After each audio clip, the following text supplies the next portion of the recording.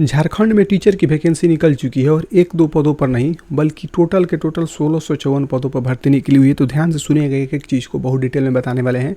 तो total seat हम बता ही चुके कि 1654 पदों पर निकली है और आवेदन जो है ऑनलाइन होगा। परीक्षा जो है भाई मतलब आवेदन करने की जो तारीख है वो 7 अगस्त से शुरू हो चुकी है, लेकिन इसका जो अंतिम जो डेट होगा वो 2 सितंबर तक होने वाला है। और जो ऐसा सोचा जा रहा है कि एग्ज़ाम इसका कब होगा, तो एग्ज़ाम होने की जो संभावित तिथि है 25 अक्टूबर के आसपास में एग्ज़ाम होने वाला है।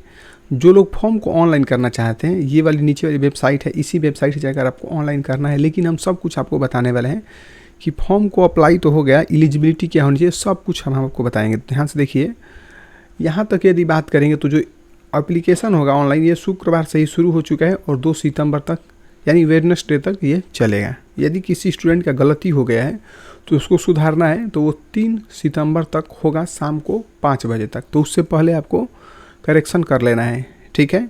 और पॉसिबिलिटी बनती है कि एडमिट कार्ड जो आने का जो डेट है भाई 19 अक्टूबर तक यानी कि सोमवार को आने की संभावना बनती है, 19 अक्टूबर को।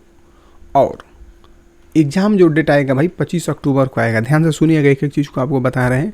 एग्ज़ाम का जो टाइमिंग होने वाला है 10 बजे से लेकर 12:15 तक होगा। फिर से बता रहे हैं, एग्ज़ाम का जो टाइम होगा सुबह के 10 बजे से लेकर दोपहर के 12:15 तक होगा। अब इसमें बात कर लेते हैं कि किस किस पोस्ट पर यानी किस किस सब्जेक्ट में कितनी कितनी भर्ती आई है। तो हिंदी में बात करेंगे तो 250 पद आया है, संस्कृत में 300 आया है, उसी तरह इंग्लिश में 504 आया है, मैथ में 250 आया है, सोशल साइंस में 250 आया है और एग्रीकल्चर में कितने 100 आया है। टोटल कितना हो जाएगा 1654 सीट हो जाएगा। इसमें सबसे अधिक देखिएगा तो इंग्लिश में ही वैकेंसी सबसे अधिक आई है, इसके बाद कम है, ठीक है। अब आगे देखेंगे तो अब बात कर लेते हैं कि एलिजिबिलिटी क्या क्या होनी चाहिए। तो एलिजिबिलिटी भाई बहुत आसान है, ग्रेजुएशन तो होना चाहिए। इसके अलावे यानी ग्रेजुएशन के साथ साथ में 2 वर्ष का डिप्लोमा भी होना चाहिए। ये जितना भी इधर लिखा गया है इसमें से कोई भी एक आप कैटेगरी पूरा करते हैं तो आप टीचर बनने के लिए यानी फॉर्म अप्लाई करने के लिए योग्य माने जाएंगे, ओके। इसके बाद यदि आपके पास ग्रेजुएशन है 50% के साथ में तो आपके पास बीएड भी होगा तो काम चल जाएगा। ग्रेजुएशन यदि 45% है तभी भी काम चल जाएगा। साथ में क्या होना चाहिए, बीएड होना चाहिए। ये जो है छूट जो है एनसीटीई जो वर्ग में आते हैं उनके लिए 45% वाला इसमें छूट दिया गया है, इस चीज़ को भी ध्यान से समझेंगे। उसके बाद यदि कोई लोग 12वीं पास है यानी कि 12th में 50% भी लाए हैं तो उनके साथ 4 वर्ष का कोई डिप्लोमा है, ठीक है। जैसे कि 4 वर्ष का कोई मतलब डिग्री है, जैसे कि बीएड है या बीएससी है, बीएड है, इस तरह से 4 वर्ष वाला कोई भी है या बीए है, इस तरह से तो आप लोग इस फॉर्म को अप्लाई कर सकते हैं। इसके अलावे ग्रेजुएशन के साथ साथ 1 वर्ष का बीएड भी है, विशेष ईसा स्पेशल एजुकेशन, तो भी आप इस फॉर्म को अप्लाई करेंगे, ठीक है। यानी कि कोई ना कोई तो आपके पास होगा ही होगा, अप्लाई कर देना है। उसके बाद सबसे खास चीज़ जो है कि एनसीटीई द्वारा एक टेट परीक्षा आपका हुआ होगा, ठीक है, उसको पास होंगे वही लोग इस फॉर्म को भरेंगे। फिर से बोल देते रहे कि इस फॉर्म को भरने के लिए आपको टीईटी टीचर एलिजिबिलिटी टेस्ट आपको पास हुआ होना चाहिए, तभी आप इस फॉर्म को भरेंगे, अन्यथा इस फॉर्म को नहीं भर पाएंगे, ठीक है। अब बात कर लेते हैं एज की। तो एज भी बहुत स्पेशल रखा गया है, यानी कि न्यूनतम एज जो है 21 वर्ष कम से कम पूरा होना चाहिए। बीच में होगा तो नहीं भर सकते हैं। मैक्सिमम एज कितना होना चाहिए 35 वर्ष, ठीक है।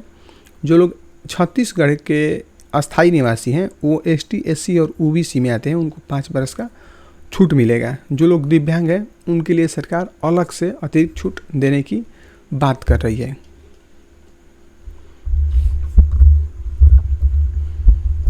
अब यदि बात करेंगे हम लोग शुल्क की यानी कि फ़ी कितना कितना लग रहा है, तो जो लोग जनरल कैटेगरी से आते हैं उनके लिए मात्र 350 रुपये देना है। जो लोग ओबीसी में आते हैं उनके लिए 250 रुपये और जो विकलांग हैं उनके लिए कितना आएगा भाई, पीडब्ल्यूडी में जो लोग आते हैं उनके लिए 200 रुपये रखा गया है।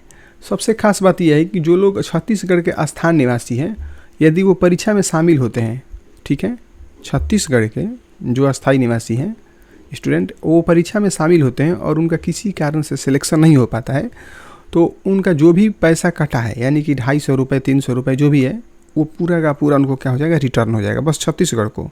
अदर स्टेट के रहेंगे तो उनका पैसा वापस नहीं होगा। अब हम लोग बात कर लेते हैं कि एग्जाम में जो पूछा जाएगा क्या क्या पूछा जाएगा, ठीक है। तो सबसे पहले ये जान लीजिए कि परीक्षा में 100 नंबर का ऑब्जेक्टिव क्वेश्चन होगा, जिसमें प्रत्येक प्रश्न के लिए एक एक नंबर मिलेगा। बात समझ में आ गई। और कुल भाई टाइमिंग बता ही चुके हैं, 2 घंटा होगा, सुबह के 10 बजे से लेके दोपहर के 12:15 तक, ठीक है। इसमें जो है ये तो अलग चीज़ हो गया कि मतलब कि ये समझ लीजिए कि OMR रहेगा तो उसको अंक करना ही करना है। अब यहाँ पर सबसे खास बात ये होता है कि निगेटिव मार्किंग इसमें भाई लागू होगा, यानी कि आप लोग यदि गलत उत्तर देंगे तो उसका नंबर कटेगा। कैसे कटेगा? गलत उत्तर या एक से अधिक विकल्प भरने पर 1/4 अंक काटा जाएगा, ठीक है। ध्यान से सुनिएगा, 1/4 का इसमें नियम लग गया है, यानी गलत उत्तर भरिएगा तभी भी 1/4 नंबर, और 2 विकल्प भर दीजिएगा तभी भी।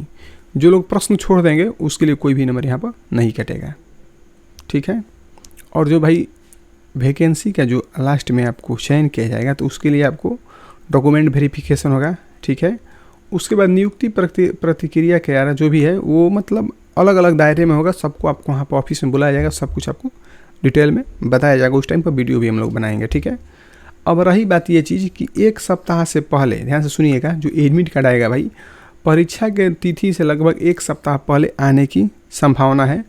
और ये एडमिट कार्ड डाउनलोड कैसे होगा? तो जो रजिस्ट्रेशन नंबर होगा उसको और जो डेट ऑफ बर्थ होगा उसको आप लोग डालेंगे तो आराम से आप लोग एडमिट कार्ड डाउनलोड कर सकते हैं परीक्षा से 1 हफ्ता पहले। और परीक्षा का दिन बता ही दिए हैं, फिर से बता देते हैं कि इस वेबसाइट का उपयोग करके आप लोग, ठीक है, फॉर्म को ऑनलाइन कर सकते हैं। अभी भी कुछ समझ में नहीं आए तो कमेंट करेंगे तो हम आपको ज़रूर रिप्लाई देंगे या अलग से वीडियो ही बनाकर आपको देंगे।